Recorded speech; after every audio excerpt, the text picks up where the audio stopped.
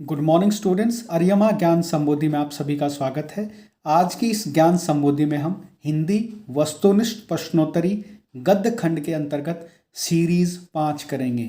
यह है आपकी 10वीं कक्षा का 5वां अध्याय है। शीर्षक है एक कहानी यह भी, जिसकी लेखिका हैं बड़ी प्रसिद्ध लेखिका और साहित्यकार हैं मन्नू भंडारी। तो यह पाठ कहीं ना कहीं जो है मन्नू भंडारी के व्यक्तिगत जीवन पर आधारित है, उनकी पारिवारिक पृष्ठभूमि पर आधारित है, उनकी व्यक्तिगत जीवन की कुंठाओं पर आधारित है।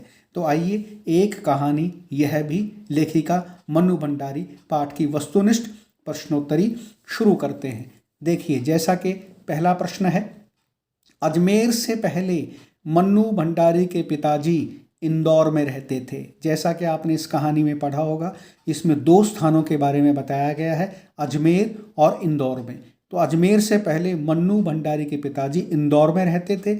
इंदौर आपको पता है मध्य प्रदेश में है और अजमेर राजस्थान में है। तो पहले यह परिवार इंदौर में रहता था और बाद में यह परिवार जो है अजमेर में आ गए थे, अजमेर में रहने लगे थे। वहीं से फिर जो लेखिका की शिक्षा शुरू हुई थी। अगला देखिए, मन्नू भंडारी की प्रसिद्ध रचना आपका बंटी उपन्यास विधा के अंतर्गत आती है। मन्नू भंडारी का बड़ा प्रसिद्ध उपन्यास है आपका बंटी।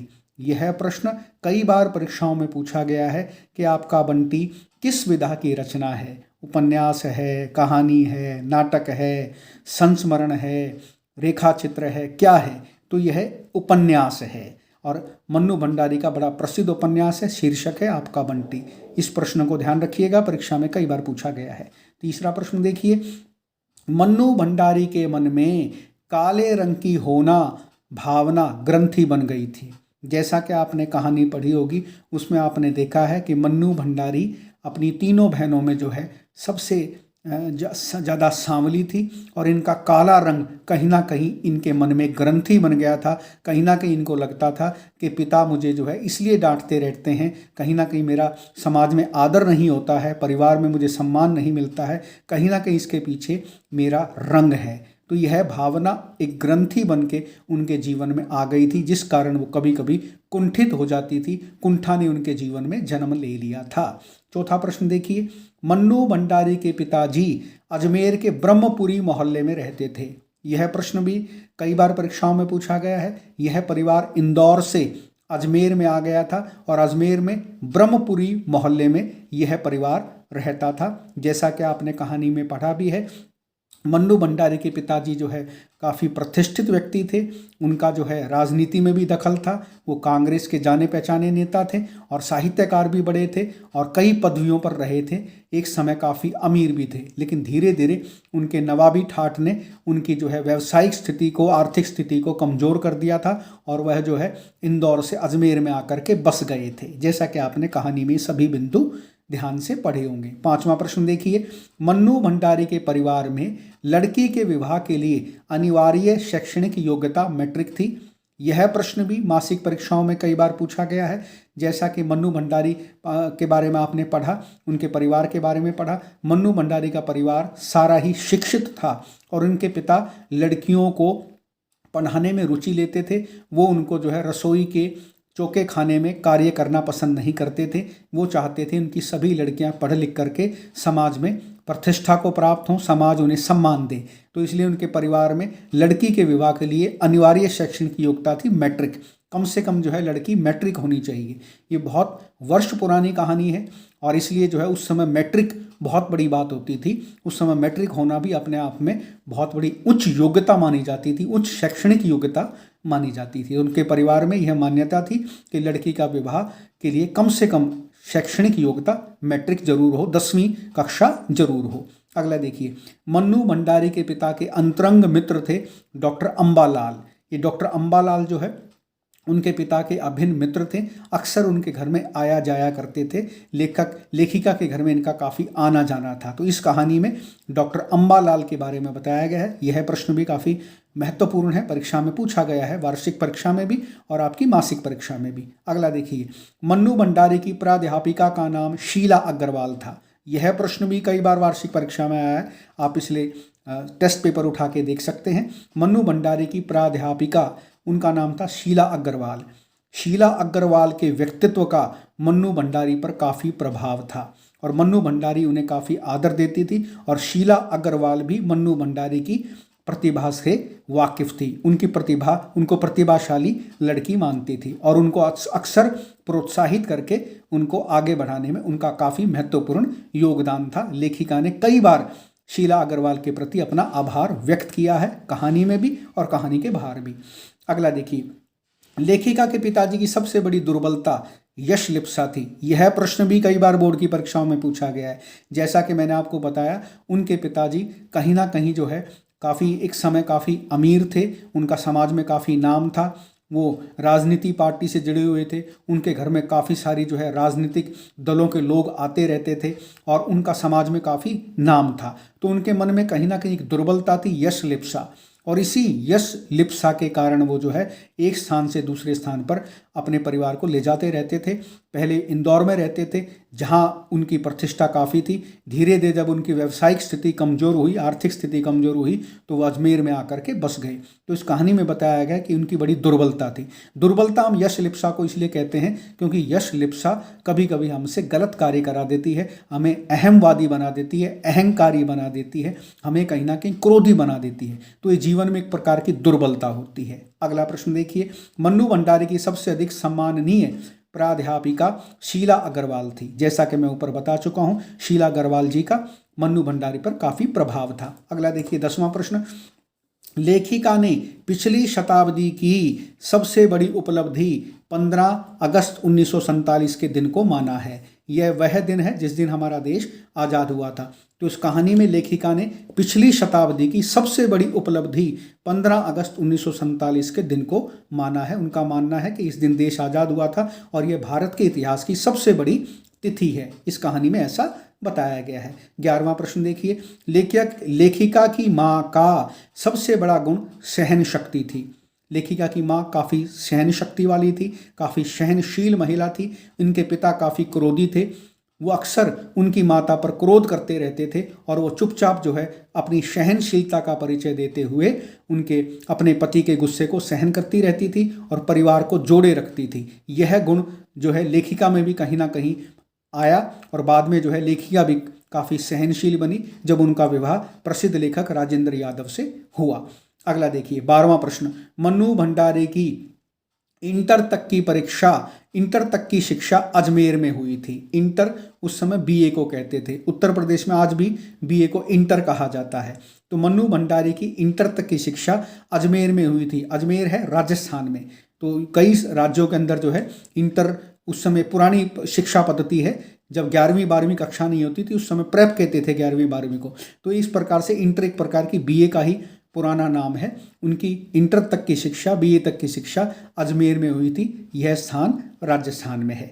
इससे ये जो है इंदौर से यह परिवार अजमेर में आकर के बस गया था, जैसा कि मैं आपको ऊपर बता चुका हूँ। अगला प्रश्न देखिए, 13वां प्रश्न, लेखिका ने वर्ष 1945 में 10वीं कक्षा उत्तीर्ण की थी। तो आप समझ सकते हैं कि यह पाठ कितना पुराना होगा। लेखिका ने अपने बचपन के और अपने परिवार की अंतरंग बातें इस पाठ के माध्यम से बताई हैं और 10वीं कक्षा लेखिका ने 1945 में की थी, 1945 में की थी, जब हमारा देश भी आज़ाद नहीं हुआ था। देश भी जो है 2 वर्ष के बाद आज़ाद हुआ था 1947 में। इसलिए ऊपर जो प्रश्न आया था, लेखिका ने जो है पिछली सदी की सबसे बड़ी घटना 15 अगस्त 1947 को बताया था, क्योंकि जब देश आज़ाद हुआ उस समय लेखिका आप समझ सकते हैं 10वीं कक्षा कर चुकी थी और 12वीं कक्षा में थी एक तरह से।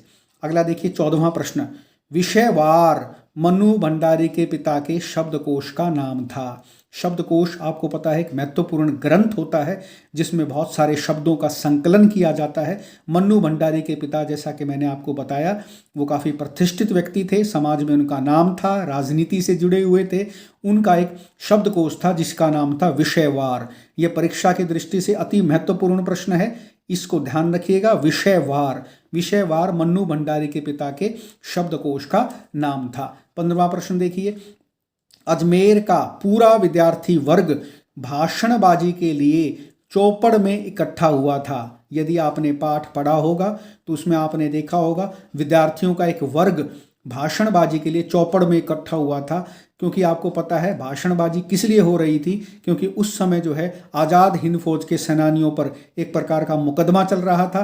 तो आज़ाद हिंद के सिपाहियों के लिए जो एक प्रकार का समर्थन जुटाया जा रहा था, तो उस समर्थन के लिए जो है वहाँ कॉलेज के अंदर भाषणबाजी चल रही थी अजमेर में, और पूरा विद्यार्थी वर्ग वहाँ इकट्ठा हुआ था चौपड़ में, और जो है वहाँ पर लेखिका ने भी बढ़ चढ़ के इस भाषणबाजी में हिस्सा लिया था, जिसकी शिकायत उसके घर पहुँची थी। पिता ने उसको काफ़ी कुछ कहा भी था कि लड़कियों को इस तरह से भाषणबाजी नहीं करनी चाहिए, राजनीति में इस तरह से नारे नहीं लगाने चाहिए, क्योंकि परिवार में उनके पिता का समाज में उनके पिता का काफ़ी आदर था। तो उनको लगता था कहीं लड़की की इस हरकत से, इस प्रकार की कोई गतिविधि से कहीं उनकी सामाजिक प्रतिष्ठा पर कोई आंच ना आ जाए। तो ये सारे का सारा दृष्टांत मैंने आपको बताया जो कहानी में आया है। तो ये भाषणबाजी विद्यार्थी वर्ग की तरफ से चौपड़ के अंदर आयोजित की गई थी, और इस चौपड़ में विद्यार्थी वर्ग इकट्ठा हुआ था। और आपको पता है ये भाषणबाजी जो है आज़ाद हिंद फौज के सिपाहियों के समर्थन में जुटाई गई थी, क्योंकि उन पर एक प्रकार का मुकदमा चलाया जा रहा था। तो उस मुकदमे के समर्थन में कॉलेजों के अंदर भी जो है इस प्रकार का एक आंदोलन चलाया जा रहा था, ताकि उनकी उस आज़ाद हिंद फौज के जो मुकदमे चलाए जा रहे हैं उसका एक समर्थन जुटाया जा सके, आम जन तक वो बात पहुँचाई जा सके। तो लेखिका ने भी इस चौपड़ की भीड़ में, चौपड़ के इसमें भाषणबाजी में अपना एक भाषण दिया था। सारी घटना मैंने आपको बता दी। 16वां प्रश्न देखिए, मनु भंडारी के परिवार में लड़की के विवाह के लिए अनिवार्य आयु 16 वर्ष थी। जैसा कि मैंने आपको बताया था, मनु भंडारी का सारा परिवार पढ़ा लिखा था, और वो लड़कियों को कम से कम विवाह तक कम से कम उसको 10वीं कक्षा पढ़ाना चाहते थे, कि लड़की का अगर विवाह हो तो कन्या कम से कम कक्षा 10वीं तक पढ़ी हो और उसकी आयु 16 वर्ष से कम ना हो।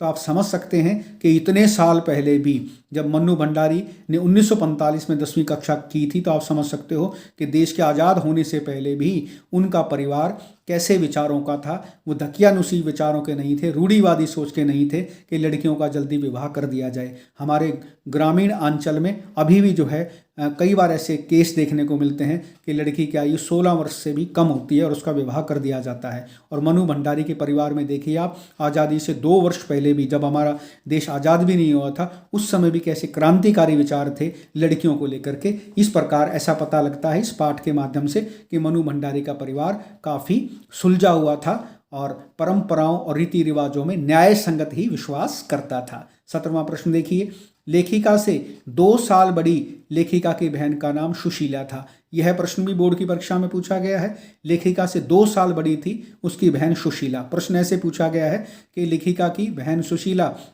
लेखिका मनु भंडारी से कितने वर्ष बड़ी थी, तो 2 वर्ष बड़ी थी। यह भी अति महत्वपूर्ण प्रश्न है, इसको ध्यान रखिएगा। अगला देखिए, सबसे बड़ी बहन की शादी के समय लेखिका, सबसे बड़ी बहन की शादी के समय लेखिका 7 वर्ष की थी। यह प्रश्न भी आपकी मासिक परीक्षाओं में कई बार पूछा गया है। सबसे बड़ी बहन की शादी के समय लेखिका 7 वर्ष की थी। लेखिका से 2 साल बड़ी लेखिका की बहन का नाम सुशीला था, और सबसे बड़ी बहन की शादी के समय लेखिका 7 वर्ष की थी।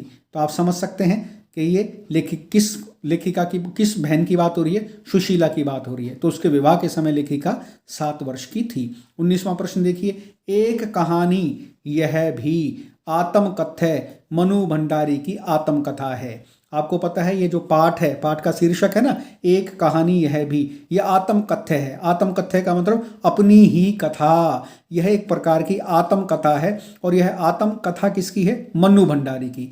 आपको पता है ना, आत्मकथा को हम ऑटोबायोग्राफी कहते हैं। एक तो होती है जीवनी, एक होती है आत्मकथा। आत्मकथा वह होती है जिसे व्यक्ति स्वयं लिखता है, जिसकी वह होती है। जैसे यह एक कहानी है मन्नू भंडारी की आत्मकथा है, तो इस आत्मकथा को मन्नू भंडारी ने ही लिखा है। और जीवनी वो होती है जिसको लिखता कोई और है, और वह जीवन वृत्त होता है किसी और का। किसी और के बारे में लिखना, उसके परिचितों से आंकड़ा इकट्ठा करके लिखना, उसके बारे में नकारात्मक सकारात्मक सभी बातें लिखना, वो होती है आपकी जीवनी। तो जीवनी और आत्मकथा में अंतर होता है। आत्मकथा स्वयं लिखी जाती है अपनी कथा, और जीवनी जो है दूसरे के माध्यम से किसी दूसरे की कथा लिखने को कहते हैं। 20वां प्रश्न देखिए, मनु भंडारी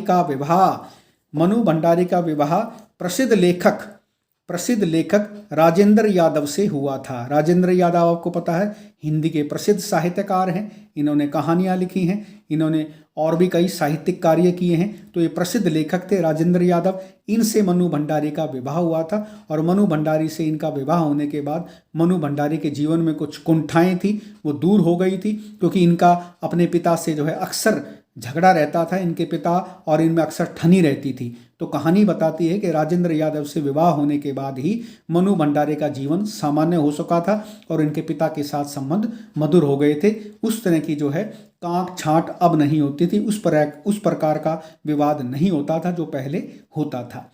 21वां प्रश्न देखिए, लेखिका के पिता रसोई घर को भटियार खाना कहते थे। भटियार खाना वहाँ उसको हम कहते हैं जहाँ भट्टी जला करके खाना पकाया जाता है, यहाँ जहाँ आग जला करके खाना पकाया जाता है। तो लेखिका के पिता का मानना था कि घर की लड़कियों को भटियार खाने में नहीं जाना चाहिए, उनको जो है भटियार खाने से बाहर अपनी पढ़ाई पर ही विशेष ध्यान देना चाहिए। इसलिए लेखिका के परिवार में सभी सदस्य पढ़े लिखे थे, उसकी सभी बहनें पढ़ी लिखी थी। तो भटियार खाने का मतलब होता है जहाँ भट्टी जलती है, जहाँ खाना पकाया जाता है, जहाँ आग जला करके कुछ चीज़ पकाई जाती है। 22वां प्रश्न देखिए, मन्नू भंडारी के पिताजी संवेदनशील, बेहद क्रोधी तथा अहमवादी थे।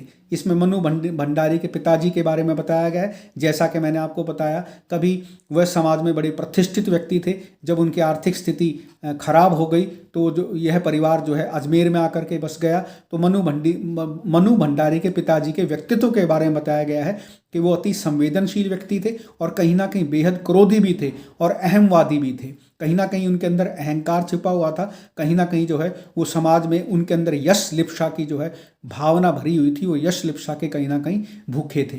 23वां प्रश्न देखिए, पिता के क्रोध का कारण लेखिका नवाबी आदतों, अधूरी इच्छाओं व शीर्ष पर रहने के बाद हाशिए पर चले जाने को बताती है। कहने का तात्पर्य ये है कि मनु भंडारी ने अपने पिता के क्रोधी होने का कारण बताया है, उनके अहमवादी होने का कारण बताया है। क्या कारण बताया है कि उनकी नवाबी आदतें, जैसा कि मैंने बताया समाज के बड़े प्रतिष्ठित व्यक्ति थे, राजनीतिक व्यक्ति थे, उनके घर में काफ़ी राजनीतिक गोष्ठियाँ होती थी और उनकी कुछ अधूरी इच्छाएं जो है पूरी नहीं हो सकी, जिस कारण भी उनमें कहीं ना कहीं अहम आ गया था, कहीं ना कहीं क्रोध आ गया था। बात बात पर वो अपनी पत्नी पर गुस्सा करते रहते थे और उनकी पत्नी अक्सर उनके गुस्से का शिकार होती रहती थी। कहानी में लेखिका ने यह भी बात बताने का प्रयास किया है और यह भी बताने का प्रयास किया है कि शीर्ष पर रहने के बाद हाशिए पर चले जाना भी कहीं ना कहीं उनके क्रोध का कारण था। कोई व्यक्ति समाज में प्रतिष्ठा प्राप्त करता है और अचानक उसकी वह प्रतिष्ठा उससे छीन ली जाती है तो कहीं ना कहीं जो है उसके मन में क्रोध आना स्वाभाविक होता है। अंतिम प्रश्न देखिए, पिताजी की आज़ादी की सीमा घर तक थी। उसके पिताजी ये मानते थे कि लड़कियों को जो आज़ादी दी जाती है वो केवल घर तक सीमित होनी चाहिए, बाहर लड़कियों को आज़ादी ज़्यादा नहीं होनी चाहिए। इससे जो है समाज में कहीं ना कहीं परिवार का नाम खराब हो सकता है। जैसा कि आपने पाठ में पढ़ा भी, लेखिका ने जब जो है चौपड़ के अंदर भाषणबाजी में भाग लिया था और इसकी शिकायत जब उनके पिता के पास पहुंची तो उनके पिता काफ़ी क्रोधित हुए थे लेखिका पर। तो इसलिए इस पंक्ति को यहाँ पर उकेरा गया है कि पिताजी की आज़ादी की सीमा घर तक थी। उनका मानना था कि लड़कियाँ बाहर जाकर के किसी प्रकार का शोर शराबा ना करें, किसी प्रकार के आंदोलन में भाग ना लें और केवल अपनी शिक्षा पर ही केंद्रित रहें। तो इस पाठ के माध्यम से विद्यार्थियों मैंने आपको अति महत्वपूर्ण बिंदु बताने का प्रयास किया। एक कहानी यह भी जिसकी लेखिका मनु भंडारी हैं। इस पाठ के मैंने आपको अति महत्वपूर्ण प्रश्न इन वस्तुनिष्ठ प्रश्नोत्तरी के माध्यम से समझाने का प्रयास किया। अगले किसी लेक्चर में सीरीज 6 में मैं आपसे फिर मिलता हूं। तब तक के लिए धन्यवाद।